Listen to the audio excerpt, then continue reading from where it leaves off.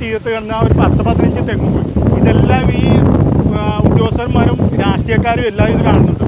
അവരിത് ചലിക്കുന്നില്ല. കാര്യം ഞങ്ങളെ എങ്ങനെയെങ്കിലും ഈ ഇവിടുന്ന് ഒഴിപ്പിച്ചിട്ട് അവർ ഈ റിസോർട്ടുകൾക്കും മറ്റും കുത്തക മുതലാളികൾക്കും കൊടുക്കാനാണ് അവർ നോക്കുന്നത്.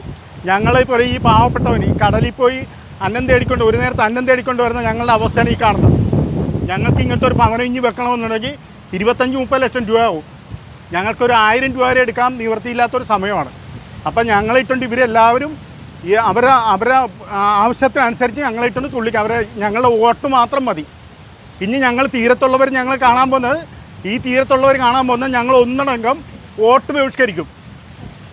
വോട്ട് ബഹിഷ്കരിച്ചില്ലെങ്കിൽ ശരിയാകത്തില്ല. ഞങ്ങളെല്ലാവരും വോട്ട് ബഹിഷ്കരിക്കാൻ വേണം. കാര്യം ഇവർക്ക് ഞങ്ങളുടെ വോട്ട് മതി, വേറെ ഒന്നും ഇവർക്ക് ആവശ്യമില്ല. ഞങ്ങൾ ഈ മത്സ്യത്തൊഴിലാളികൾ ഈ തീരത്ത് ഈ കടലും കായലുമായിട്ട് 200 മീറ്റർ അകലം വരെയില്ല. ഇതെങ്ങനെയെങ്കിലും നഷ്ടപ്പെട്ടിട്ട് ഇവർ റിസോർട്ടുകൾക്ക് വിൽക്കാനുള്ള പ്ലാനാണ് ഇവരുടെ. എനിക്ക് ഇത്രയാണ് പറയാനുള്ളത്.